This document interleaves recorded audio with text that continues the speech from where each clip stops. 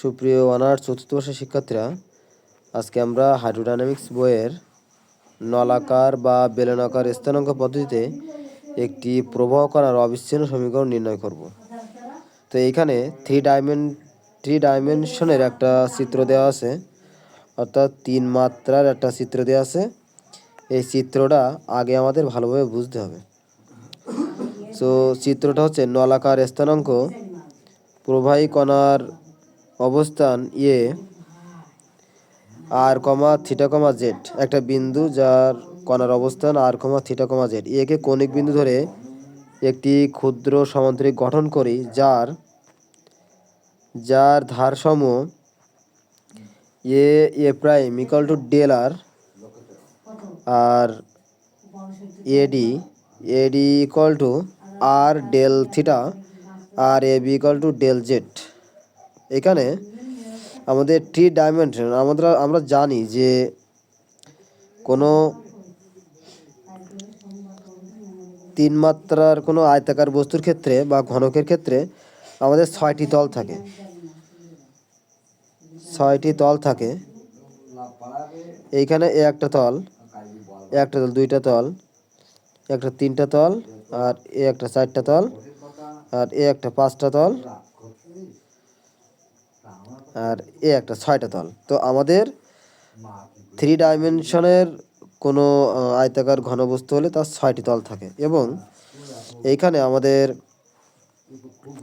যেটা আমাদের বুঝতে হবে যে আমাদের এক্স অক্ষ বরাবর আমাদের 3টা ডাইমেনশন ত্রিমাত্রার ক্ষেত্রে এ ড্যাশ ইকুয়াল টু আমাদের এ ড্যাশ ইকুয়াল টু হচ্ছে del r AD AD AD equal to হচ্ছে যে ডেল আর ডেল থিটা, আর এ বি ইকুয়াল টু হচ্ছে del z. A B equal to হচ্ছে কি ডেল জেড, আমাদের এই থ্রি ডাইমেনশন। তাহলে এখানে আমাদের এই যে ডেল আর এবং আর ডেল থিটা এবং ডেল জেড, এইটা হচ্ছে একটা প্রবাহ কণার বেগের অংশক সমূহ। ঠিক আছে, আমাদের এই তিনটা আমাদের এখানে যদি আমরা বলি এডি এ বি এর দিকে বেগের অংশক সমূহ যথাক্রমে ডেল আর ডেল থিটা এবং ডেল জেড। তাহলে একক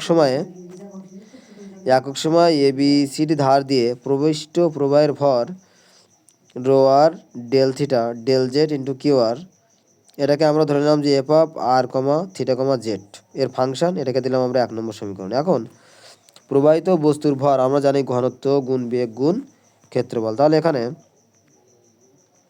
যে একক সময়ে এ বি সি ডি ধার দিয়ে নির্গমন হওয়া প্রবাহের ভর এফ আর প্লাস ডেল আর থিটা কমা জেড, এখান থেকে আমাদের আর প্লাস ডেল আর হলো কেন? কারণ এখানে আমি যদি এ বি সি ডি প্রবেশ মুখ দিয়ে যদি কোনো তরল প্রবেশ করাই, এ বি সি ডি দিয়ে কোনো তরল যদি প্রবেশ করাই, তাহলে আমার সেটা A dash B dash C dash D dash দিয়ে প্রান্ত দিয়ে বেরিয়ে যাবে। তাহলে এখানে আমাদের যদি বেরিয়ে যায় তাহলে সেটা হচ্ছে কিন্তু ডেল আর বরাবর আমাদের বেগের অংশকটা পরিবর্তন হচ্ছে। তাহলে আমরা ডেল আর বরাবর যদি বেগের অংশকটা পরিবর্তন হয়, তাহলে বেগের যে পরিবর্তনটা হবে ডেল প্লাস ডেল আরটা বেগের অংশকের পরিবর্তন। তাহলে এখানে খেয়াল করেন যে টেইলরের উপপাদ্য আমরা জানি। তাহলে এখান থেকে কী লেখা যায়? এইখান থেকে লেখা যায় যে f of r theta comma z plus del r del by del r comma theta comma z. এখান থেকে টেইলরের উপপাদ্য আমরা কী জানি? যে f of a plus h equal to f of a plus h by 1 factorial f of a plus h square by 2 factorial plus f of double dash a plus continue. এখান থেকে দেখেন যে f of r comma theta comma z এটাকে ধরেছিলাম আমরা আর তাহলে del r বা 1 factorial del by del r. এখান থেকে এইচটাকে আমরা ধরেছিলাম কিন্তু ডেল আর, তাহলে del by del r f of r comma theta comma z del r square by 2 factorial del square by del square f of r comma theta comma z. তো এইখানে খেয়াল করেন, এইখানে এখানে খেয়াল করেন যে এখানে এটা হলো 2 নম্বর সমীকরণ। এখানে টেইলর উপপাদ্যের সাহায্যে আমরা বিস্তার ও উচ্চতর মাত্রার পদসমূহ উপেক্ষা করা হয়েছে। তো এখানে খেয়াল করেন যে এ বি সি ডি এবং A dash B dash C dash ধারের জন্য একক সময় নির্ধারিত ক্ষুদ্র ঘন সামুদ্রিক ভরের প্রকৃত বৃদ্ধি ভর এ বি সি ডি এর মধ্য দিয়ে প্রবেশ করে বিয়োগ ভর A dash B dash C dash দিয়ে বেরিয়ে যায়। অর্থাৎ এ বি সি ডি দিয়ে যে ভর প্রবেশ করে এবং A dash B dash C dash দিয়ে বেরিয়ে যায়, এইটার দুইটার বিয়োগফল থেকে আমাদের যেটা পাওয়া যাবে সেটা হচ্ছে আমাদের ভরের প্রকৃতি বৃদ্ধি। F of r comma theta comma z minus f of r comma theta comma z del r del by del r f of r comma theta comma z. এখান থেকে minus del r del by del r f of r comma theta comma z. তো এখানে খেয়াল করেন যে আমরা জানি 1 নং সমীকরণ হতে যে minus del r del by del r rho r del theta del z q r, এটা 1 নং সমীকরণ হতে del r minus del r del theta del z del by del r rho r q r, যেহেতু p পরিবর্তনশীল তাই P চলক বিবেচনা করে এটাকে দিলাম আমরা 3 নম্বর সমীকরণ। বোঝা গেল ব্যাপারটা? তাহলে এখন এটা কিভাবে হলো, এইখানে আমরা জানি যে পিটা চলক, তাহলে পিটা আমি রেখে দিলাম আর পির সাথে যে ধ্রুবক যে মানগুলো আছে আমি ওই মানগুলো বাম পাশে নিয়ে আসলাম। বোঝা গেল? একইভাবে A dash B dash B এবং ডি ড্যাশ সি ড্যাশ ধারের জন্য আমরা পাই ভরের প্রকৃতি বৃদ্ধি এই যে del r del theta del z del by del theta p q theta, এটাকে দিলাম আমরা 4 নম্বর সমীকরণ। বোঝা গেল? এখন এ ড্যাশ ডি এবং B dash C dash C ধারের জন্য এখন আমাদের প্রবেশ মুক্ত হচ্ছে A dash D dash D A dash D dash D. আমাদের চিত্রটা একটু বুঝতে হবে, ঠিক আছে? চিত্রটা বুঝতে হবে। চিত্রটা দেখেন, এ ড্যাশ, মনে করেন যে এখানে এ ড্যাশ ডি ড্যাশ ডি, এইটা হচ্ছে আমাদের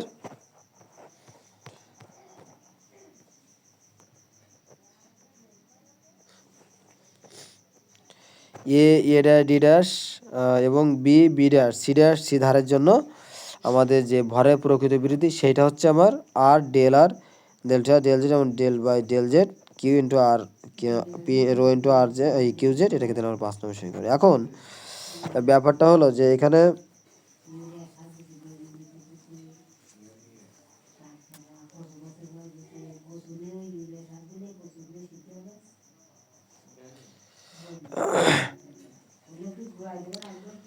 তো এইখানে খেয়াল করেন, সরি এটা ভুল হয়েছে, ঠিক আছে? এটা 1 লাইন 2 বার হয়ে গেছে। তো এখানে খেয়াল করেন যে তাহলে উপাদানটিতে প্রবাহের ভরের মোট বৃদ্ধি হবে।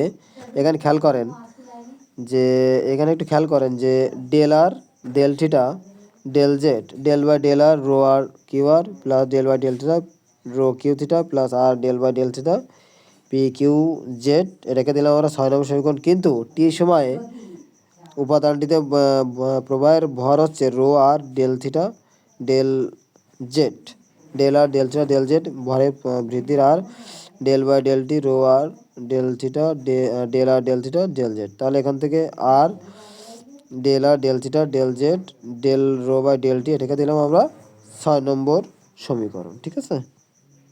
এটাকে দিলাম আমরা 7 নম্বর সমীকরণ। তাহলে এখানে খেয়াল করেন যে যেহেতু টি এর সাপেক্ষে অন্তরীকরণ করলে রো বাদ যাবে, পদ কনস্ট্যান্ট, তাই এই মানগুলো সমান থেকে যাবে, তাই রোকে অন্তরীকরণ হবে। তাহলে ভরের সংরক্ষণশীলতা নীতি অনুসারে উপাদানটিতে ভরের বৃদ্ধি হবে অবশ্যই উহাতে প্রবাহিত হারের সমান। তো এখানে খেয়াল করেন যে 6 নম্বর ও 7 নম্বর হতে r del r del theta del z del rho by del theta minus del r del theta del z del by del r rho r del q r plus del by del theta p q theta plus r q rho into del z. তো এখান থেকে দেখেন যে আমরা উভয় পক্ষ থেকে যদি ডেল আর ডেল থিটা এবং ডেল জেড যদি আমরা যদি কাটাকাটি করি তাহলে এখানে কী থাকবে বলেন তো? এখানে r del rho by del t থাকবে আর এখানে থাকবে আপনার del by del r rho r q r plus del by del theta এখানে rho q q theta plus r del by del z rho q z, এটা যদি আমরা এই পাশে তাহলে কিন্তু প্লাস হয়ে যায় সবগুলো, তাহলে ইকুয়াল টু 0। তাহলে এখান থেকে কী লেখা যায় বলেন তো, যে del p by del t plus 1 by del r rho r q r plus 1 by r del by del theta rho q r plus del by del z p q theta equal to 0। তো এখান থেকে দেখেন একটু খেয়াল করেন, এখানে খেয়াল করেন যে del p by del t plus 1 by r del by del r rho r q r plus 1 by r del by del theta p q theta plus del by del z rho q z equal to 0, যা নির্ণীয় নলাকার স্থানাঙ্ক অবিচ্ছিন্নতার সমীকরণ। তো আশা করি আপনারা সবাই বুঝতে পারছেন ভালো করে।